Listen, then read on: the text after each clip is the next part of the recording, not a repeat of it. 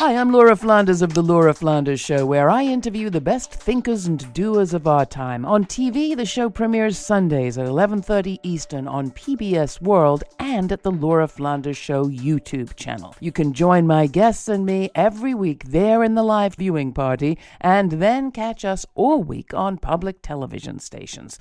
Prefer to listen? Find us on a radio station near you or subscribe to the free podcast. You'll find listings and ways to subscribe at lauraflanders.org. That's also where you'll receive my regular commentaries. I call them the F word. Here's this week's. Just 6% of private sector workers belong to a union, but that doesn't mean we're short of union-style action on our economy. For weeks now, employers and their lobbies have been unified in their lament that a scarcity of workers is the result of overly generous unemployment benefits. People would rather stay home and get rich off the public purse, they say, and the stories run everywhere with help from the Chamber of Commerce. As a result, Republican governors in state after state are cutting off the federal subsidies. They'd rather turn away free money than relieve pressure on the poor. Employers and their lobbies act as one all the time to keep workers desperate. They did a few months back after a million-strong majority voted a new administration into office, in part on a pledge to raise wages. The opposition was so strong and loud that the hike wasn't even tried. United oppositions kept the federal minimum wage stuck at $7.25 since 2009, and wages for tipped, teenage, and disabled workers are even lower. Now the Biden administration is facing united resistance opposing passage of its American Jobs Plan.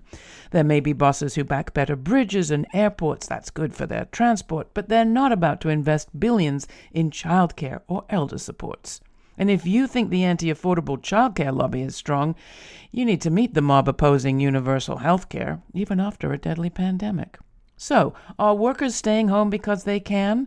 It's possible, but 3 separate studies of the CARE Act, which was twice as generous, say it's terribly unlikely.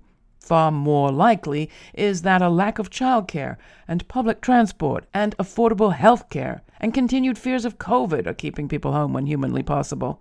That, more than laziness, certainly seems to explain why tens of thousands of women have exited the workforce. If an extra $300 a week really does enable some to make ends meet without a stinking $7 an hour job at the dollar store, is that so bad? Even with a bonus, workers aren't getting rich off the public purse. But with wages stuck and benefits skimpy, their employers do every time they stand as one against relief. One for all and all for one, it works. Just don't let anyone pass that pro-union PRO-Act. You can find The Laura Flanders Show on your local public television station, and check us out at our website at lauraflanders.org. This week features a conversation about labor with 3 labor reporters who've been on the front lines. Check it out at lauraflanders.org. And thanks.